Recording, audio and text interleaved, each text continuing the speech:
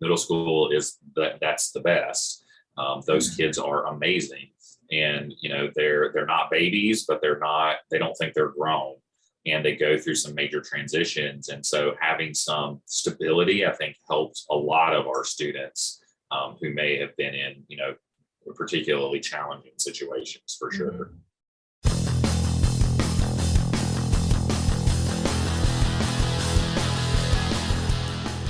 Well, hello, everybody, and welcome to this episode of Classroom Matters with me, your host, Christy Houle. And I am sitting down and talking with Stephen Anderson today. Stephen is an educator, a speaker, a blogger. His blogs are great. Just read a couple last night, and a dad. He is the former director of instructional technology and also a classroom teacher, former middle school teacher of math and science, and is also an expert in the infusion of technology in teaching and social media for learning. So, Stephen, thank you for being on the show today. Welcome. Yeah, thank you. Thanks for having me. Yeah, I'm so excited. So Stephen and I were talking a little bit before we just did the intro. So I want to just dive right back into our conversation. So tell us a little bit about our listeners, a little bit about your background and the kind of work you've been doing, sort of what led you to what you're doing today. Yeah, so I was a middle school math and science teacher for a number of years, and the impetus for me to go into technology was I was in a training for, at that time, what was called the Classroom Performance System. So anybody who's been around technology for a while will remember when the clicker systems were popular. So now we have things like clickers and things like that. Well, these were physical clicker. They look like remote controls for your television. They were blue, and it was a student response system. And so I was in a 2-day training before school started, and the presenter really was just there to show us how, here's how you write a question, and here's how you here's how you do this. It was really just the how of the system, and it really didn't help me understand, why would I do this in my classroom? What should I expect to see, when I use this kind of thing in my classroom? So I went home and did a bunch of research and came back with my team of teachers, and we kind of railroaded the presentation and kind of did our own thing and talked amongst ourselves about, hey, formative assessment and how this could work, and started talking about common formative assessment and how we could look at each other's teaching and using this system as a data point to be able to better understand who we were as teachers. And that really, for me, was the turning point, because it became less about we could have done that whole training in 2 hours. And they had set up 2 days for it. What we really needed was the why. And so that was, for me, a kind of an opportunity to kind of look at what I was doing as a teacher with technology. And so I went back to school and got a master's in instructional technology with a focus in blended learning and distance learning and instructional design, and really started doing things on my own in my classroom, because at that time my district didn't have anyone in the building assigned to technology. And so I did my own professional developments. I would invite teachers in and, hey, let's talk about how to use these Promethean boards, and let's do this. And then I was able to move and get an opportunity to do that at the district level, and eventually, rising up and becoming director. And through the course of that time, I made, connections through the use of social media, through my blog, being able to talk to other districts, other teachers in other places. And it really just I had an opportunity to grow from there, to the point now where I can do it, full time and talk to teachers and talk to districts about, what is highly effective use of technology. Well, it's not the fact that a teacher can, download a PowerPoint from the internet and put it on a board and click through it, and a principal think, hey, that's highly effective, which is what my principals thought when I was director. And so we had to change that narrative. And so now I get to do that, full time, and work with districts and schools all over the country, and really in different parts of the world as well.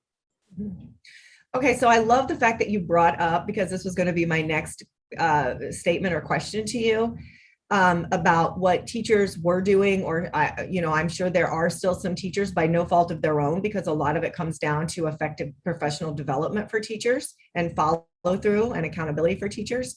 But you mentioned that teachers downloading a PowerPoint and throwing it up on their smart board or Promethean board or whatever piece of technology they have hanging on their wall, and they would consider that highly effective technology. So we're throwing around a lot of terms: distance learning, instructional technology, all of these things. Do you think that there is still quite a bit of confusion on what those words actually mean? And are we at the point where you think we're using them correctly? Are we getting closer, or are there still quite a few people in the dark about that?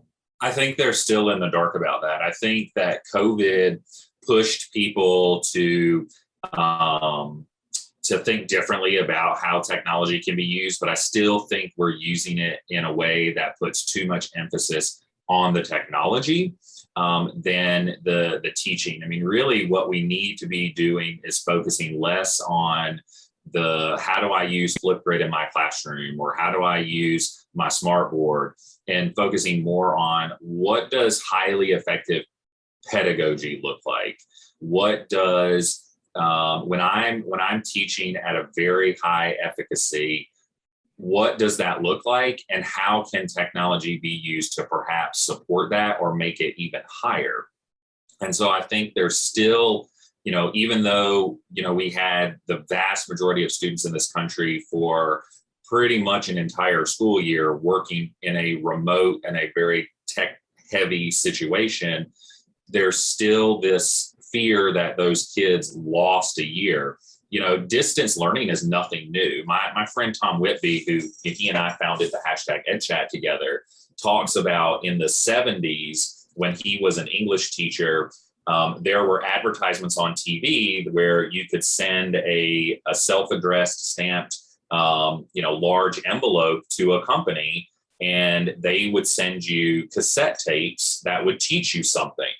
And then they would send you a little paper, and you would do a little exam, and you would send it back, and you could then get some sort of distance certification. That's distance learn. Distance learning is learning across a distance asynchronously. What we are thinking about is more of a blended environment where everything should be synchronous.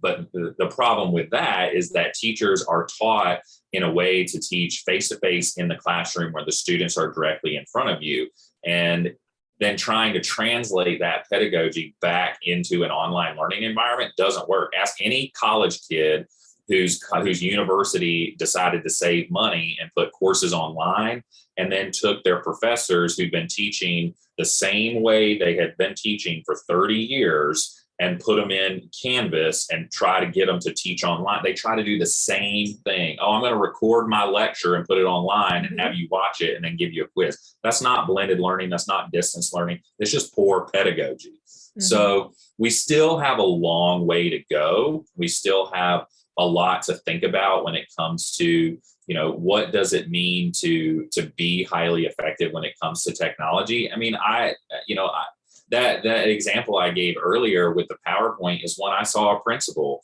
say, mm-hmm. I went to our Magnet Middle School, which is one of the best middle schools in North Carolina, probably in the country.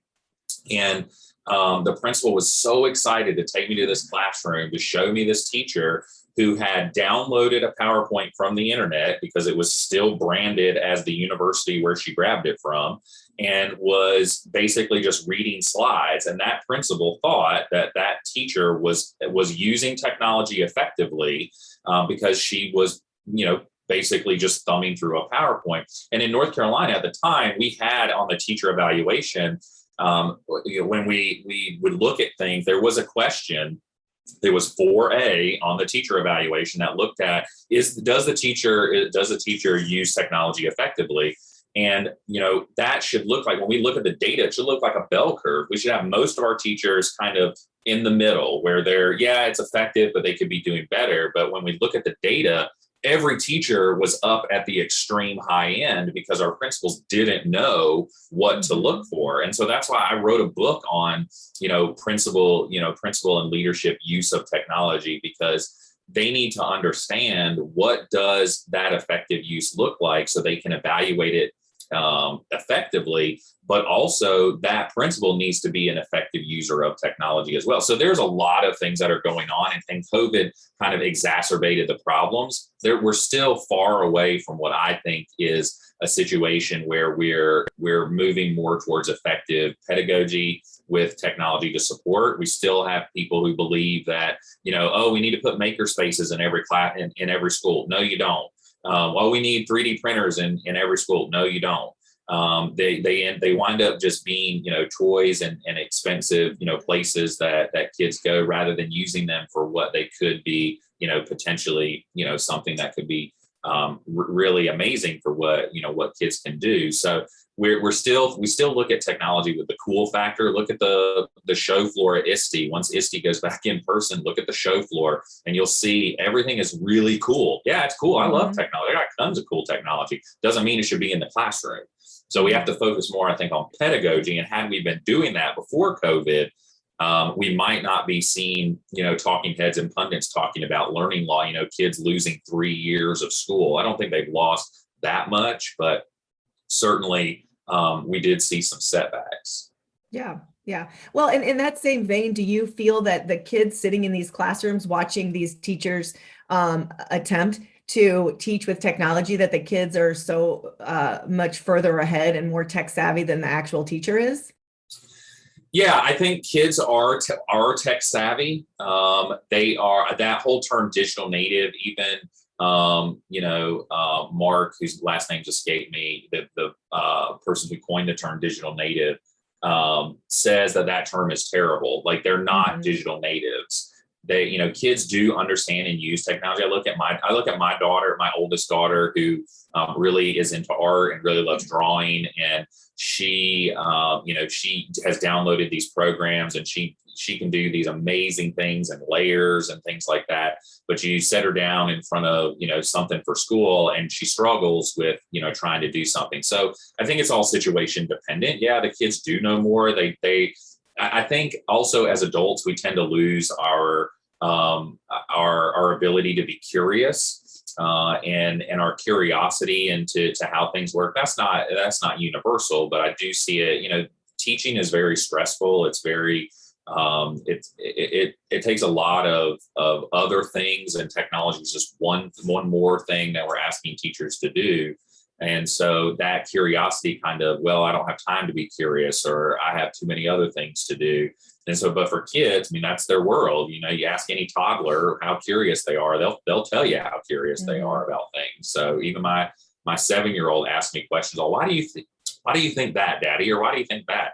That's kids' nature. So we do need to bring some more of that back in, but we have to focus more on pedagogy than we do on Flipgrid or Canvas or any of those things. Or the actual device too that the child is using, right? Because you had all these districts a few years back that went to the whole 1-to-1, and everyone was like, oh, they have a device. We're using this device. But that was about all that we had to say, is that we had a Chromebook. They didn't really know how to use the Chromebook to effectively engage and boost learning for the students, but everyone thought it was the best thing in the world when, a school got a cart. I don't know if you guys have this, but we always had like the cart of Chromebooks, right? That teachers could wheel around and everyone would sign up to use them, and were given to us by a grant. But were we really using them effectively? Probably not. And even now, my school, my district, I fought for 1-to-1. My kids go to school in the same district where I was instructional technology director. I fought hard for 1-to-1. I had plans. I knew what we were going to do, and the board just, no, can't do that. Now COVID, now all of a sudden they find the money and they get federal money. And so now every kid in this district is 1-to-1. That is awesome. And that's great. But what are they using the devices for? They're using them for testing.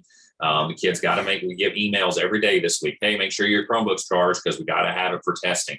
That's still, when that's the emphasis, when the kids first experience with this 1-to-1, where, you hand a kid, a kindergartner, first grader, hey, here's your computer. And, oh, by the way, make sure you bring it because we're going to do a test on it. Then what did the teacher has less want or desire to actually go out and plan, because all the district is saying, oh, hey, we got all these things because we need them for testing because the state's mandating all this testing that we do all the time. It makes it very challenging. And so, people ask me all the time, would you go back to the classroom? Only if I didn't have to deal with, 90% of the things that teachers have to deal with now. Heck yeah, I would go back, but not currently, because there's so many other things, because I can't focus just on teaching. I can't focus on just the learning. There's too many demands and too many other things. And it's easy for me to come in and talk about how amazing this is and what a wonderful time this is to be a teacher. But, I sympathize a lot and empathize a lot because there's so many demands. And so I can understand why we haven't, moved in that direction. But, we can't use that excuse for much longer, because these kids, they've got to have teachers who are teaching them effectively, not just ones who use the 3D printer to print doorstops because that's what they went to some conference presentation on. Yeah. And I'm kind of just chuckling because it's so true. I mean, it just rings so true. And I really know that a lot of our listeners that are listening to this right now, especially teachers that are really into the right way to teach with technology, are just like, yes. But like you said, it's really difficult for teachers or administrators who want to do that to break through the barriers and the challenges of, well, we don't have the money for that training, or we could do a drive-by training, and then teachers don't really know how to do it, and there's no follow-up. So, I know that there are people listening, and even myself, I'm like, yes, this is just, well, it's amazing to me that we're in the year 2021 and we are still so focused on assessments, these state and federal assessments. It's just mind blowing. But I want to switch gears a little bit with you, Stephen, because I want to talk to you about your at Web 20 classroom and using social media. And I know a lot of times when people hear the word social media and learning, it's like, eek. Our kids can't use cell phones in the classroom. But I want to talk a little bit about the pros of using social media and how it can boost and engage learning for not only teachers, but students as well. And you have done a ton of that in the work that you do. So talk to us a little bit about the social media in the classroom. Yeah, and it's really fascinating because I've been around long enough to have seen kind of the birth of EduTwitter all the way to the point where we are now, and even being responsible for creating for what Twitter identifies as the most important educational hashtag, to now where we're seeing the results of misinformation and disinformation through social media and its effects on human health and our governance as a society. It's very fascinating. I can't tell you how many sessions I've done about how to use social media effectively in the classroom and the benefits and things like that. And in fact, I was just talking to my partner, Shaylin Farnsworth, the other day about how one of the things that I used to say a lot was, social media and Web 2.0 tools give voice to the voiceless. And I still think that that's true to some extent, that, there used to be communities and people who are marginalized, who didn't have a platform, who couldn't, they didn't have a way to get their message out. And social media and Web 2.0 technologies allowed them to do that. But we're also seeing the negative side of that as well. And so, we're seeing when you give that kind of open access, what can happen. We're all living through that now. And so what we have to consider is, if we teach students how to use these things the right way, that the outcome is ultimately, I believe, going to be positive, in that, I talk a lot about, we used to have a big emphasis on cyberbullying. Hey, we got to make sure that we teach kids the right ways to communicate online so that they don't bully each other. But we also, in the same breath, used to tell them, make sure you lie about who don't say your name, don't say your location, create a pseudonym. And what that did was teach a whole generation of kids that it was okay to basically lie online. Teachers were responsible, and what we thought we were doing was keeping them safe. What we were essentially doing is reinforcing this idea that you can misrepresent yourself online or just say whatever you want because there are no, there are no repercussions as long as you're keeping yourself safe. And I know I'm using some hyperbole there, but I believe it. I believe that we are as a group responsible for that. And so we need to teach kids to be honest about who they are. They need to own their information. If you're not going to stand up in the center of the mall and yell these things, or you wouldn't tell your grandma, then don't put them online. And the way that we do that is through social media. I can't tell you how many social media policies in schools I have waded through, and I have tons of examples of where, hey, our district's going to embrace using social media. We're going to teach our kids how to use it. And then in the same breath, they say, you can't use your cell phone in class, or you can't have this, you can't use this account. And so, I think we're in a golden age of social media. There are tons of the engagement rate on things like TikTok and Snapchat are way higher than anything else. That's where kids naturally gravitate to. They're not in those traditional spaces anymore. And so we have to teach them not only, how to use the tools effectively so that they know and can identify, when something may not be true or when something is true, but also how they can use those things for good and creating a footprint for themselves. There are situations where kids have gotten scholarships and been offered, high profile positions in colleges and universities because they had a social media footprint.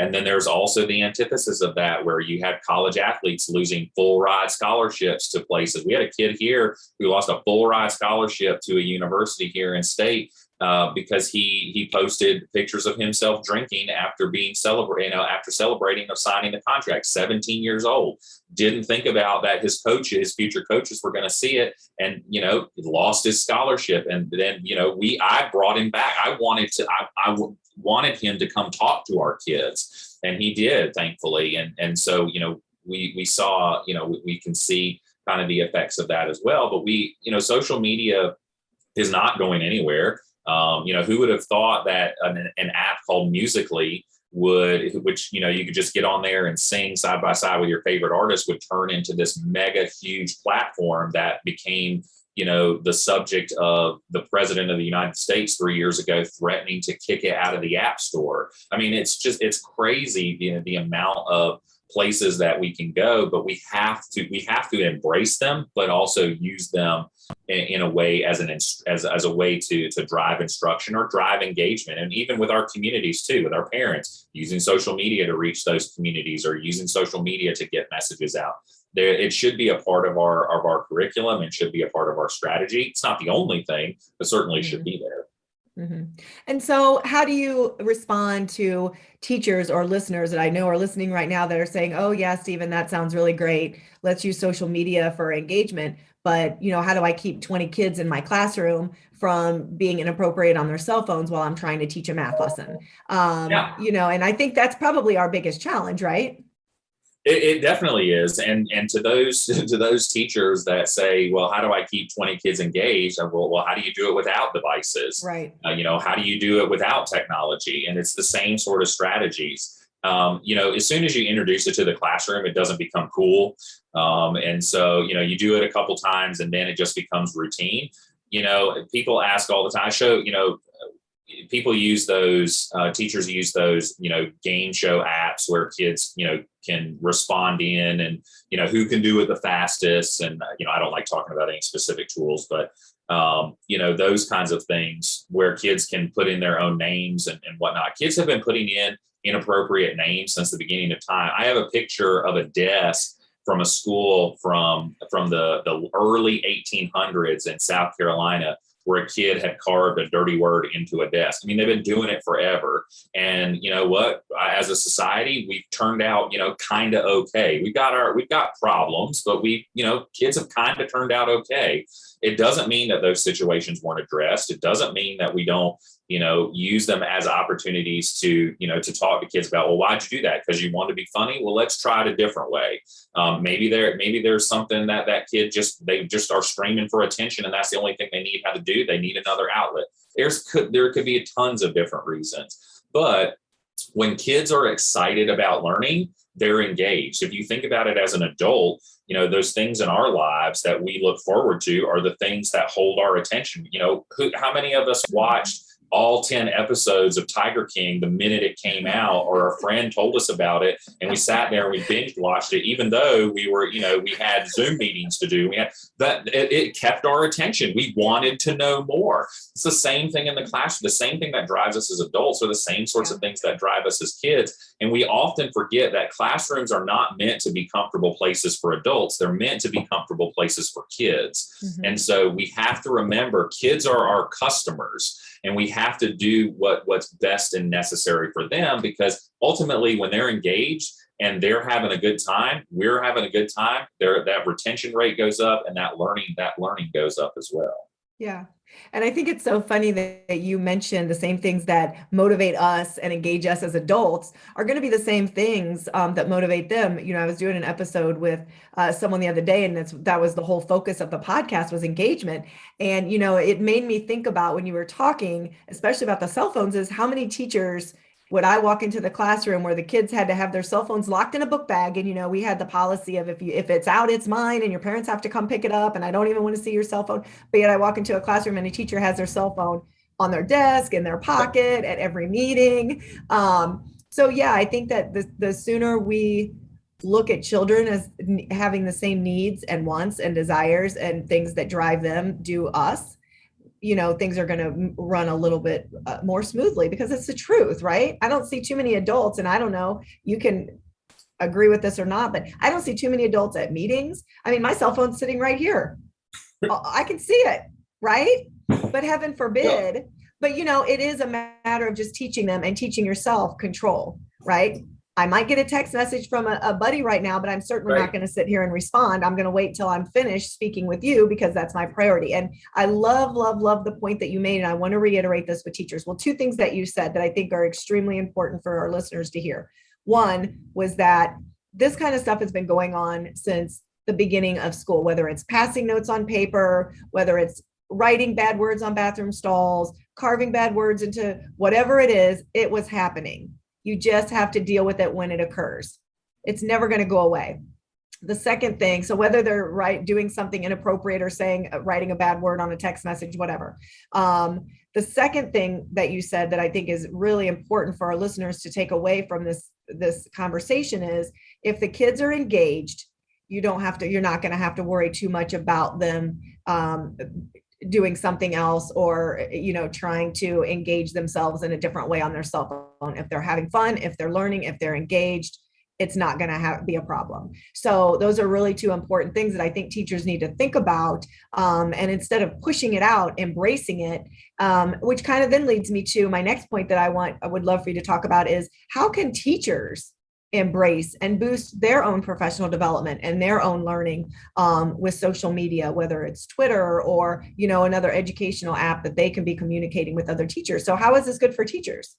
Yeah, it really opens the door to endless possibilities, right? So in the past, we were reliant on our district to tell us, or our school or our principal to tell us, here's the PD that you have to do this year. And even that still happens. At the beginning of the school year, we had those days where, okay, all you math teachers, you're going to go to this school and we're going to do this PD for you. And ELA teachers are going to go over here. It still happens. And what that is, that's district prescribed or district directed.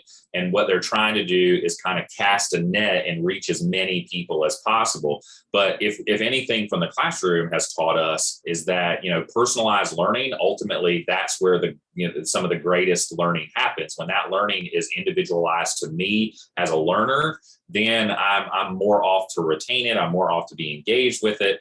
And so that's what social media has provided. And I've seen it. I've seen it over the last 10 years that, EdChat is coming up on its 14th year or 13th year, one of the two. And, and I've seen, and I mean, people have done PhD research on that hashtag about how they've been able to, grow themselves as a learner, or asking teachers to respond to, questions about how they have used that hashtag to individualize their learning. And it's not just about that hashtag. I mean, you look at all of the hashtags across, the edu Twitter sphere that, Ed Chat might have been the first, but it certainly is not the only, where now you can really get super specific into a particular area that you want to connect with other educators with.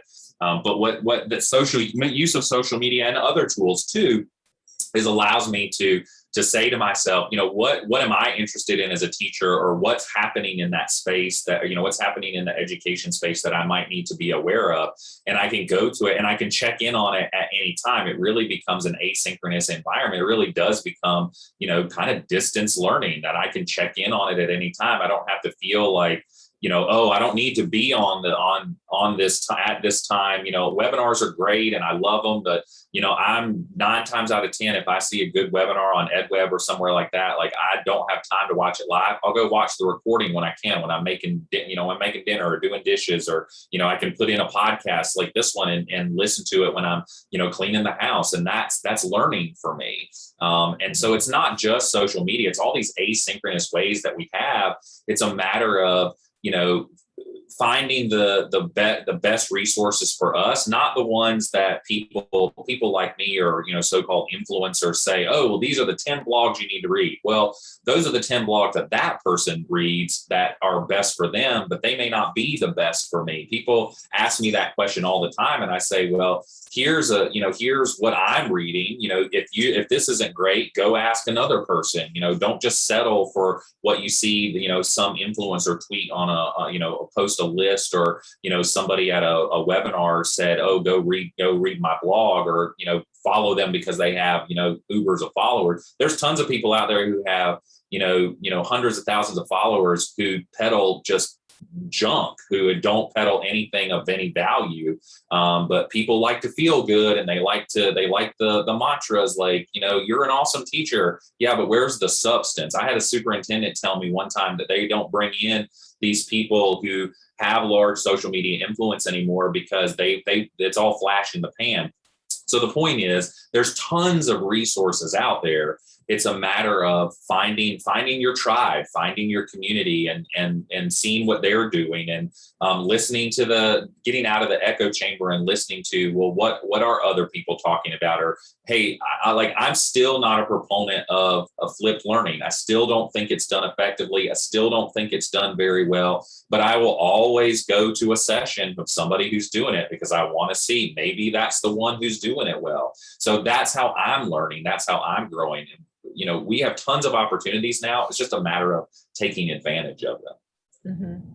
So that kind of leads me into my sort of how I want to wrap this up with you. I feel that in today's educational system, we have sort of the 3 camps of teachers when it comes to integrating technology, right? We have that percentage of teachers that are really doing it effectively. It might be a small percentage, but they're really doing it effectively. They're embracing social media. They're researching. They're all in.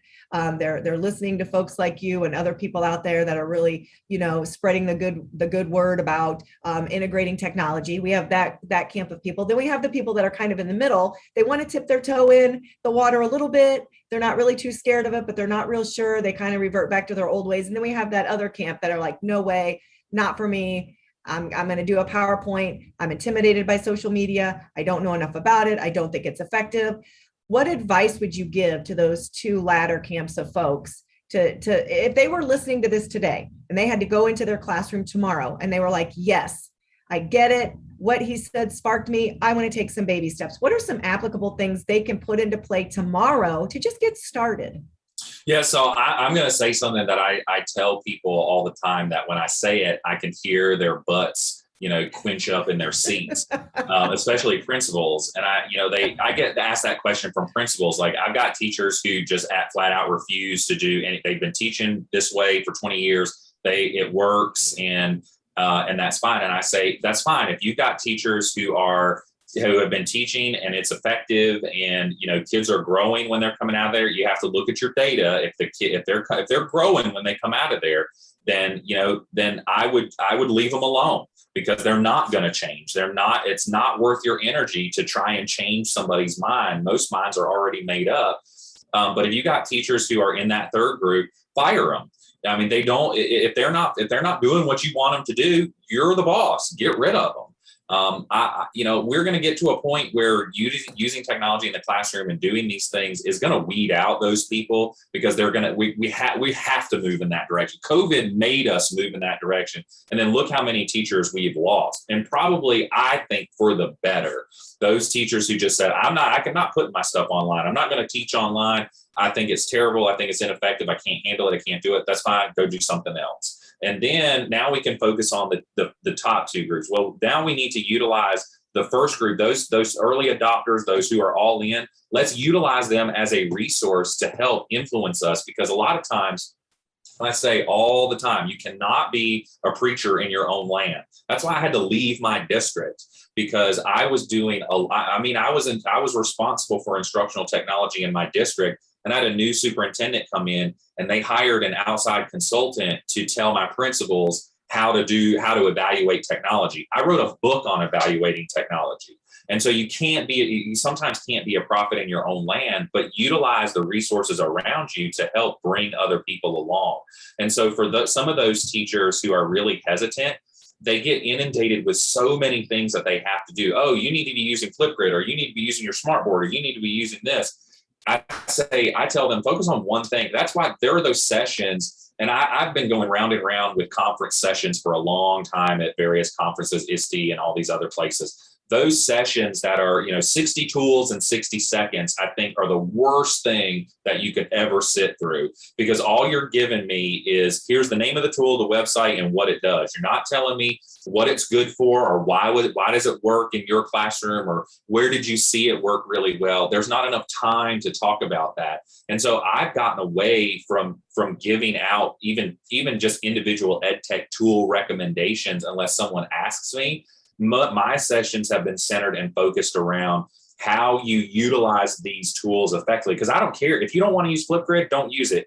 I hate Kahoot. I will never use it in a classroom. Don't want my kids using it. But if it works for you, use it.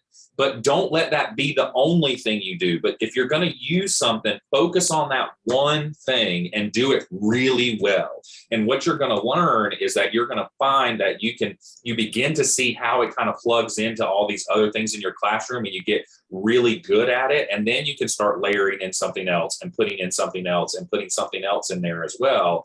But having those teachers who are really excited about things, again, help motivate and bring along other teachers. I saw it in my classroom when I used the Promethean board, and teachers, teacher would stop by and they would say, "What are you doing on that board?" And they would come in, they would be interested, and we would do a session on it. And then they would go out and they would teach their team.